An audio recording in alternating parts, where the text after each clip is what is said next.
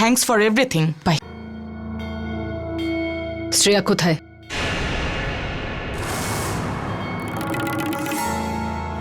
আমি জানতে চাইছি শ্রেয়া কোথায় বেদিকা? পালিয়ে গেছে বাড়ি ছেড়ে। আমি ফিজিওথেরাপির জন্য নিয়ে গেছিলাম বাবাকে।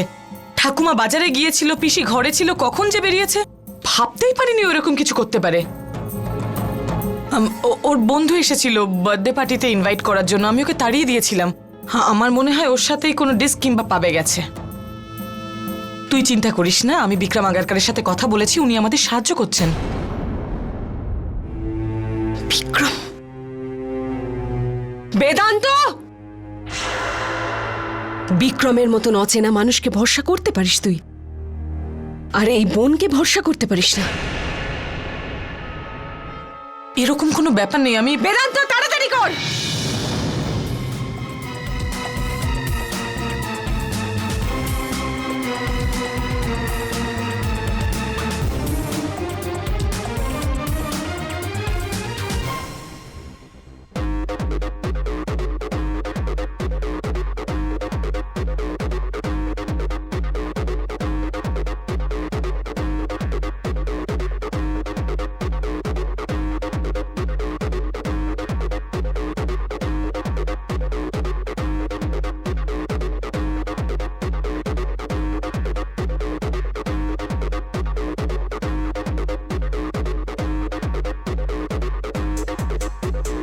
রিমা, ও hi, happy birthday. Thank you.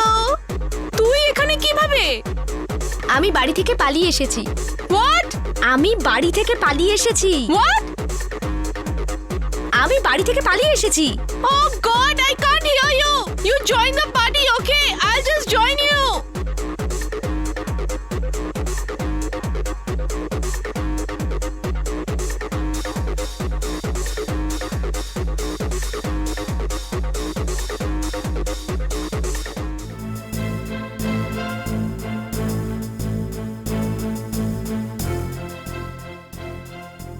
শ্রেয়াকে পেয়ে যাবো তো বেদান্ত? দিদি, ঠিকই পাওয়া যাবে, তুমি চিন্তা করো না। এই কোনো বন্ধু টন্ধুর বাড়ি যাবে হয়তো। ফোনটা কেন তুলছে না? পেলে ওর কোনো বন্ধুকে ফোন। এক মিনিট। হ্যালো দীপক কাকু, আমি বসুধা বলছি। কাকু, ওই আমি জানতে চাইছিলাম যে শ্রুতির সাথে কি শ্রেয়া আছে? না না, মানে বন্ধুদের সাথে বাইরে গেছিল আর ফেরেনি এখনো, তাই।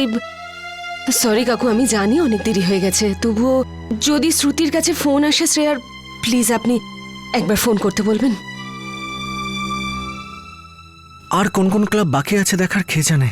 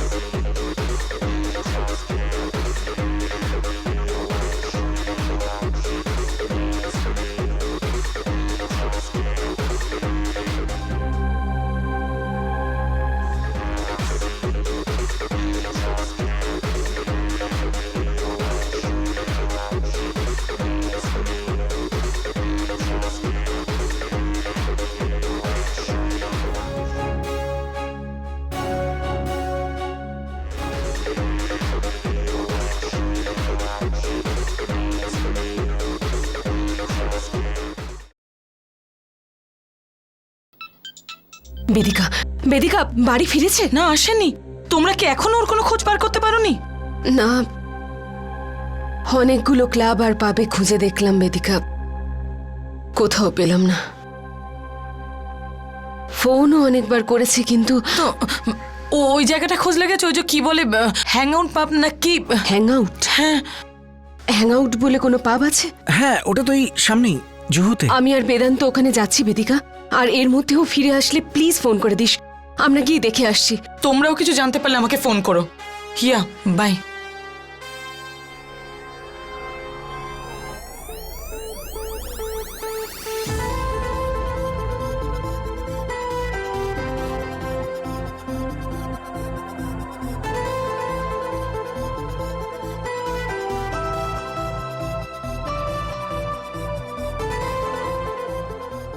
থ্যাঙ্কস আ লট শ্রেয়া, তুই আমার পার্টিতে আসলি।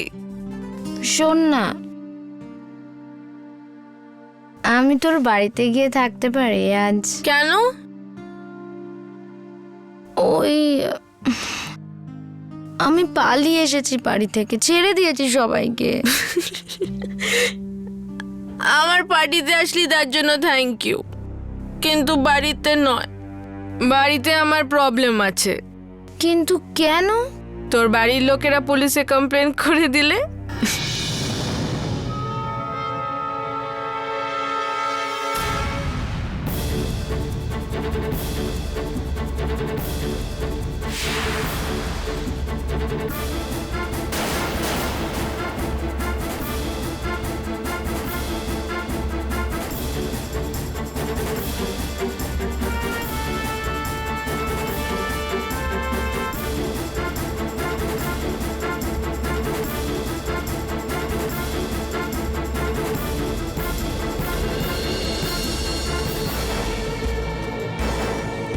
আজকালের ছেলেমেয়েরা, বাবা মাদের কোনো দায়িত্ব জ্ঞান নেই। ছেলেমেয়েরা নোংরা জায়গায় ঘুরছে, নিয়ে চলো এদের সবাইকে জেলে।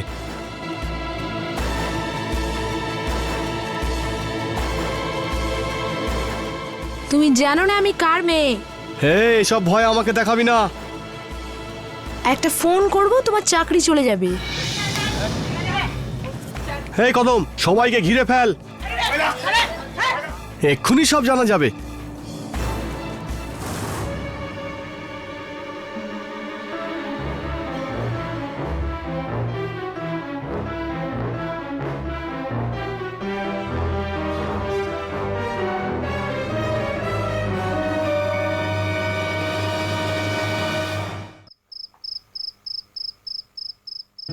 বুঝতে পারছি না আমি কি করব।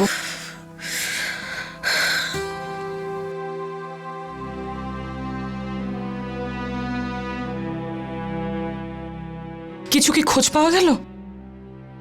কোথাও পাওয়া গেল না, সব জায়গায় দেখে নিয়েছি। হ্যাং আউটেও গিয়েছিলাম। আর কি কি দিন দেখাবে? বিক্রমের সাথেও কথা বলেছি, ওর কাছে এখনো কোনো খবর নেই। তাহলে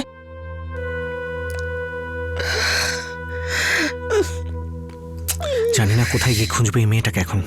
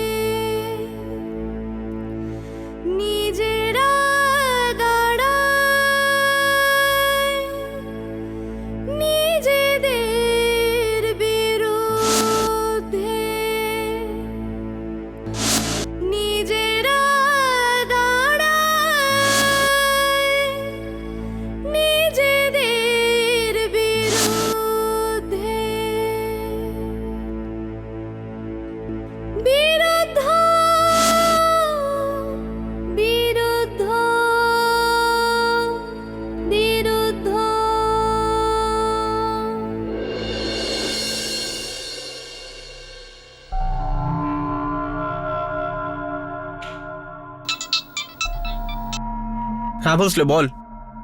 আরে সিনহা সাহেবের জন্য দারুণ খবর আছে।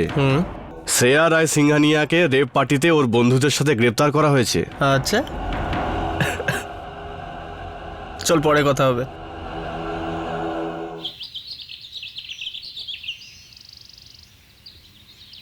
হ্যাঁ শ্রেতা, কোনো ফোন এসেছিল শ্রেয়ার?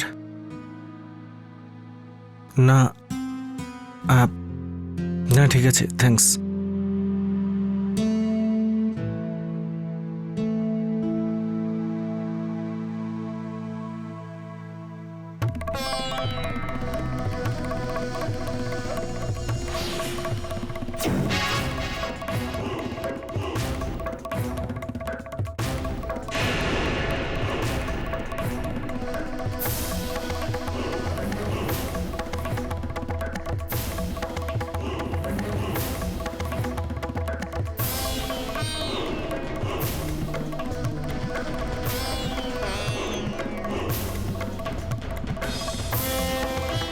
কেন এসেছেন এখানে?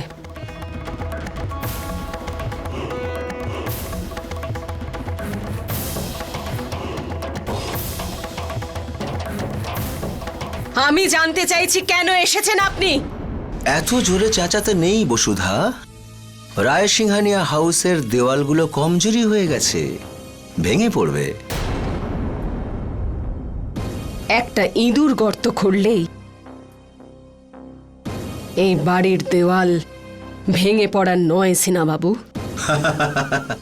ইঁদুর কাকে বলছো? হ্যাঁ, ভুলে গেছো? বেদান্ত যখন ড্রাগস মামলায় ফেঁসে গিয়েছিল তখন মাঝরাতে এই সিনা আঙ্কেলকেই তো ফোন করেছিলে তুমি, মনে আছে? তাই জন্য আজ আপনি তার দাম চাইতে এসেছেন? রাগ কেন করছো বসুধা? আমি তো ধীরেন্দ্রর অবস্থা জানার জন্য এখানে এসেছি। আমার গদি চলে গেল আর এ হুইল চেয়ারে বসে গেল।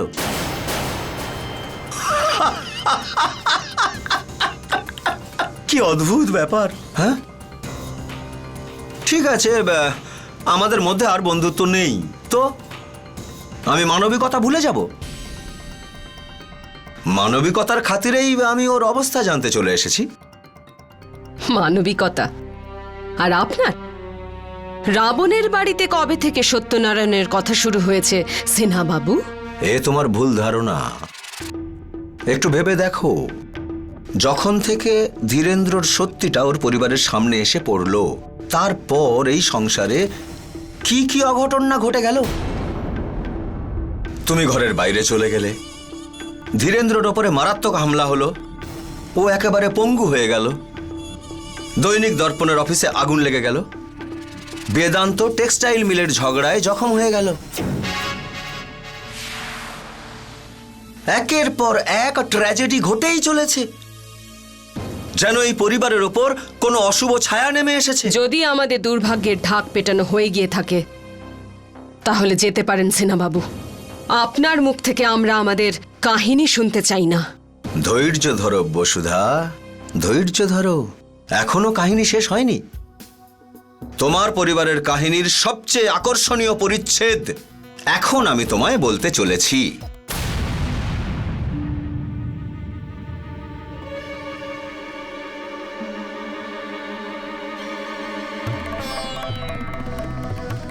ধীরেন্দ্র,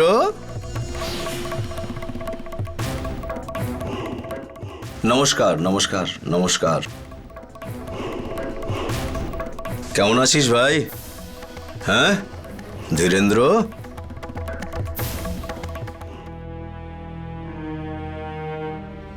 ঠিক নেই না? কোনো ব্যাপার নয়, ঠিক হয়ে যাবি। হ্যাঁ। শ্রেয়া কোথায় আছে? শ্রেয়া তোর মেয়ে কোথায় আছে? হ্যাঁ হ্যাঁ, দেখো বসুধা, কি অদ্ভুত ব্যাপার। শ্রেয়ার অ্যাক্সিডেন্টের কারণেই তুমি তোমার মা শালিনীকে খুঁজে পেলে। এবার শ্রেয়া নতুন কি ঘটনা ঘটাচ্ছে এটা দেখার আছে। মানে?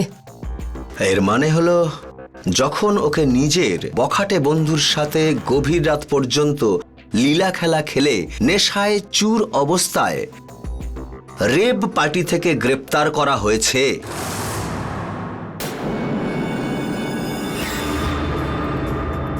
তখন এই রায় সিংহানিয়া পরিবারের সুনাম কতটা আর অক্ষুণ্ণ রইল এ তো বুঝতেই পারছো তুমি। তুমি জানো না কিছু? হ্যাঁ হ্যাঁ, শ্রেয়ার গ্রেপ্তার হওয়ার এই শুভ খবরটা দিতেই তো আমার এখানে আসা। ভাবলাম তাড়াতাড়ি এই শুভ খবরটা তোমাদের দেব, তোমাদের দিন খুব ভালোই কাটবে। যত হোক আমার পুরনো বন্ধু, এটুকু দায়িত্ব তো আমার থাকেই না। আমার কাজ হয়ে গেছে, চললাম।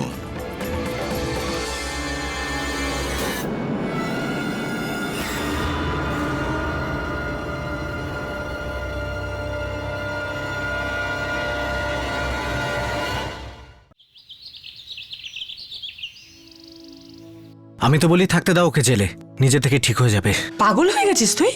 ও আমাদের বোন, এখনো ছোট, ও অবুঝ, ওর ভুল হয়ে গেছে, থাকতে দাও ওকে লকাপে। তুই ছোট আর অবুঝ হলে না বাড়ি থেকে পালিয়ে যেত না। ওর ভুলের শাস্তি পাওয়া উচিত। ও এটা যেন না ভাবে যে রায় সিংহানি পরিবারের থেকে যা খুশি তাই করবে আর আমরা ওকে বাঁচাতে থাকবো। কেন বাঁচাবো না? আমরাই তো বাঁচাবো অবভিয়াসলি ওকে। আর কে বাঁচাবে ওকে? বাঁচাতে কি বাইরের লোক আসবে? বেদিকা, কর্তব্য পালনের কথা যদি বলিস তবে আমি তোর সাথে একমত,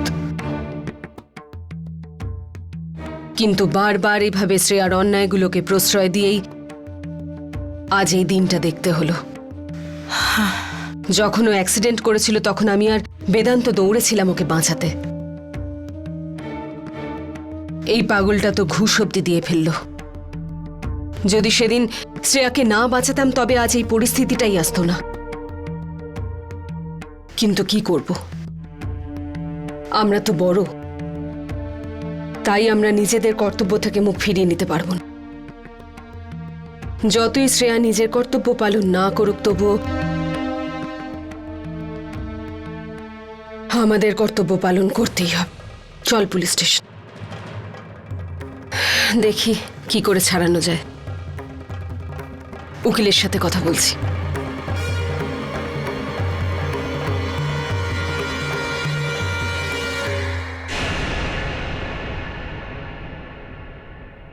তুমি কি জানো শ্রেয়া তুমি বাড়ি থেকে পালিয়ে কতটা অন্যায় করেছো? দেখুন, you are not my family member, okay? এসব লেকচার দেওয়াটা বন্ধ করুন প্লিজ। অন্যায় করার পরেও যে তার নিজের ভুল বুঝতে পারে না তাকে কিন্তু খুব পস্তাতে হয়। শুধু এইটুকু বলুন যে আপনি আমাকে সাহায্য করবেন কিনা। Shreya,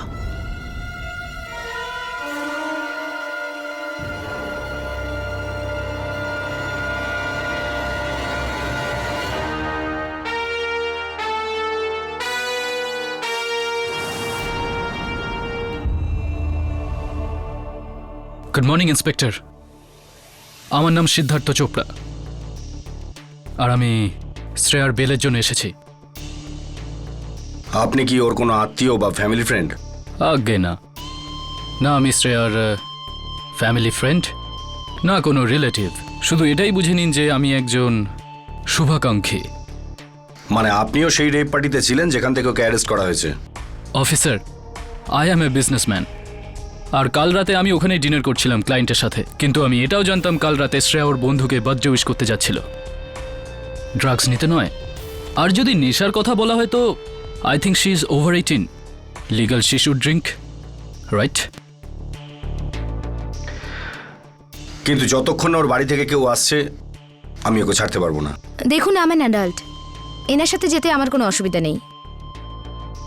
officer, I think Shreya ঠিক বলছে, আর এই পেপারসে শ্রেয়ার কেস ইনচার্জ সাইনও করে দিয়েছে। একবার আপনিও দেখে নিন। You can go. Come on Shreya, let's go. Thank you officer.